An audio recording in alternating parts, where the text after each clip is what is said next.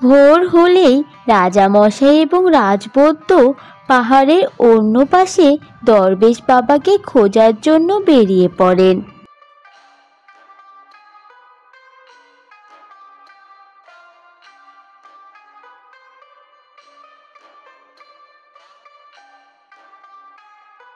রাজবৈদ্য, আমাদেরকে এখনই বের হতে হবে।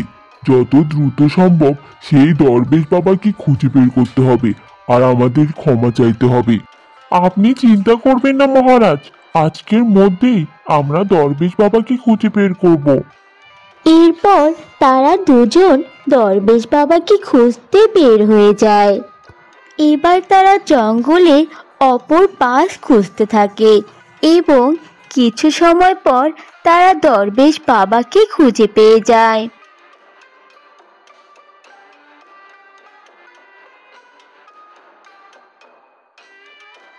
দরবেশ বাবা গভীর ধ্যানে মগ্ন ছিলেন। রাজা এবার কোনো ভুল করলেন না।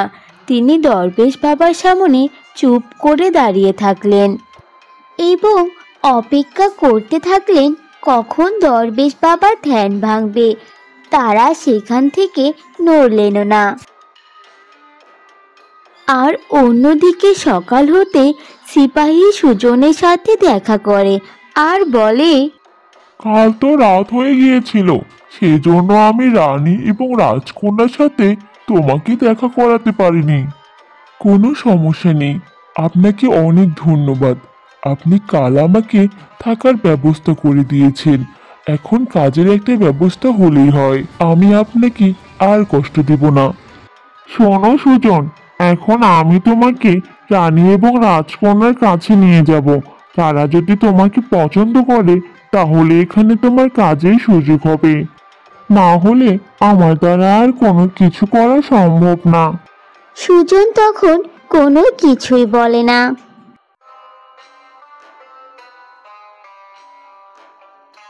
সুজন এবং সিপাহী রাজপ্রাসাদের ভিতরে চলে যায়। সেখানে রানী অপেক্ষা করছিলেন। আর তখন সিপাহী রানীর সামনে গিয়ে বলেন, রানীমা, এই হচ্ছে আমাদের এক পরিচিত ছেলে, ওর নাম সুজন। ও সব কাজে পারদর্শী। আমি শুনেছিলাম রাজকন্যার জন্য এক দেহরক্ষী লাগবে। আপনি এই ছেলেকে পরীক্ষা করে দেখতে পারেন। এই ছেলে, এদিকে এসো। আমি তোমাকে বেশি প্রশ্ন করব না, শুধুমাত্র একটাই প্রশ্ন করতে চাই। আমার মেয়ের দেহরক্ষীর কাজ আমি তোমার হাতে কেন দেব? আর আমি তোমাকে কি জন্য বিশ্বাস করব?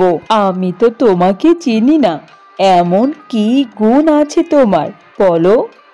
চিন্তা করবেন না রানীমা, আমি একজন সৎ ছেলে। আমার বাবা মা আমাকে কখনো খারাপ শিক্ষা দেয়নি। আমি আমার জীবন দিয়ে হলো আমাকে দেয়া দায়িত্ব পালন করব।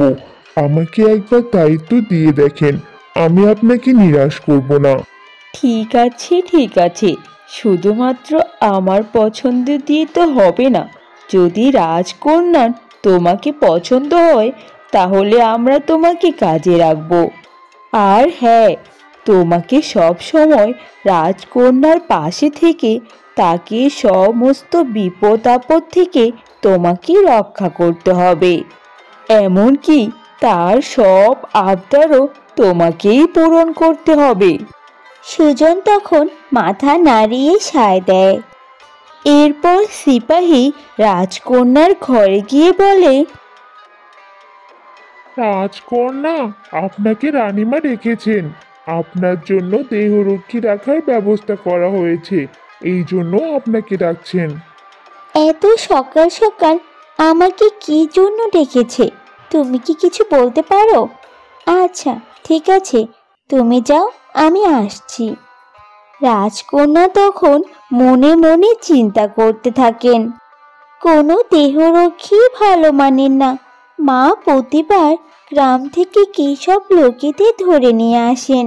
এদের কাউকে আমার পছন্দ হয় না। এবারের ছেলেকেও নিশ্চয় আমার পছন্দ হবে না। এই ভেবে রাজকন্যা রানীর সাথে দেখা করার জন্য সেখানে যায়। রাজকন্যা সেই কক্ষে ঢুকেই একটা বোকা ছেলেকে দেখতে পায়। রাজকন্যা সুজনকে দেখে বড্ড মায়া হয়। তখন রাজকন্যা তার সকল অভিমান ভুলে যায়। রাজকন্যা, এই ছেলেকে আমি তোমার দেহরক্ষী হিসেবে রাখতে চাই। তোমার কি একে পছন্দ হয়েছে? আর আমি বলি কি মা, এভাবে তো আর একবার দেখে পছন্দ করা যায় না। তোমার কয়েকদিন সাথে থাকুক, তাহলেই তুমি বুঝতে পারবে। তোমার সব কাজ করুক, এরপর না হয় তুমি সিদ্ধান্ত নেবে তোমার পছন্দ হয়েছে কিনা। ঠিক আছে মা, কয়েকদিন না হয় এই ছেলে আমার দেহরক্ষী হিসেবে কাজ করুক, এরপর আমি কাজ দেখে সিদ্ধান্ত নিব একে আমার দেহরক্ষী হিসেবে রাখবো কিনা। এই বলে রাজকন্যা সেখান থেকে চলে যায়।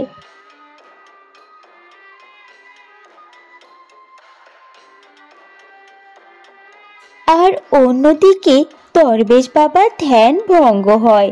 দরবেশ বাবা চোখ খুলে রাজা এবং রাজবধূকে দেখতে পায়।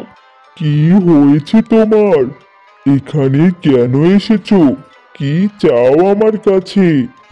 দরবেশ বাবা, রাজ্যের সকল কাজ এবং দৌড়াদৌড়িতে আমি ভুলে গিয়েছিলাম। আমার ভুলের শাস্তি আপনি আমার মেয়েকে দিবেন না। আপনি অনেক বছর আগে আমার মেয়েকে অভিশাপ দিয়েছিলেন যে হবে আমার রাজ্যের ধ্বংসের কারণ। আপনি এই অভিশাপটা তুলে নিন দরবেশ বাবা। আমি যে অভিশাপটা দেই সেটা ফেরত নেওয়ার সাধ্য আমার নেই। এভাবে বলবেন না দরবেশ বাবা। আমার ভুলের জন্য আপনি আমাকে শাস্তি দিন, কিন্তু আমার মেয়ের এত বড় ক্ষতি করবেন না।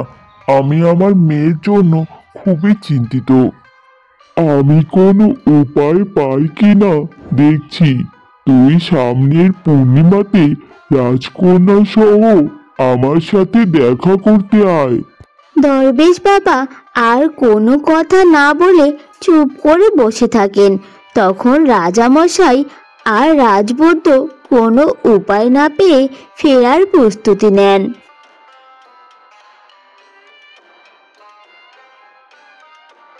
আর অন্যদিকে সুজন রাজকন্যা কনকলতার ঘরের সামনে দাঁড়িয়ে থাকে। রাজকন্যা হঠাৎ ঘর থেকে বের হলে সুজন তার পিছনে পিছনে তাকে অনুসরণ করতে থাকে।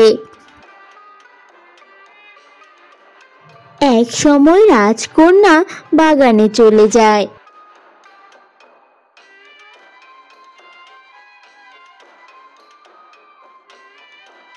সে সেখানে ফুলের সুবাস নিতে থাকে। এমন সময় রাজকন্যার উপর একটা গাছের ডাল ভেঙে পড়ার উপক্রম হয়। এটা দেখে সুজন তৎক্ষণাৎ তার হাত দিয়ে সেই গাছের ডালটা ধরে ফেলে এবং রাজকন্যার কোনো ক্ষতি হয় না, কিন্তু সুজনের হাত অনেকখানি কেটে যায়। সুজন হাতে একটা কাপড় বেঁধে আবারও রাজকন্যার কক্ষের সামনে পাহারা দিতে শুরু করে।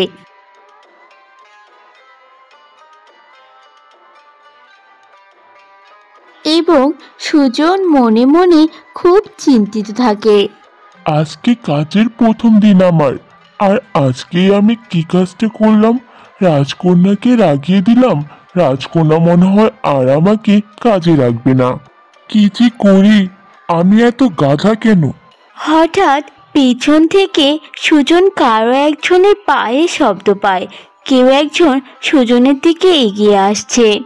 সুজন ভাবছে, এই বুঝি তাকে কেউ ঘাড় ধাক্কা দিয়ে রাজপ্রাসাদ থেকে বের করে দিল। তো বন্ধুরা, সুজনের ভয় কি সত্যি হতে চলল? আর দরবেশ বাবা এই পূর্ণিমার রাতে রাজা এবং রাজকুমারীকে কেন দেখা করতে বললেন? জানতে হলে দেখুন আমাদের কনকলতা গল্পের পরবর্তী পর্ব। আল্লাহ হাফেজ।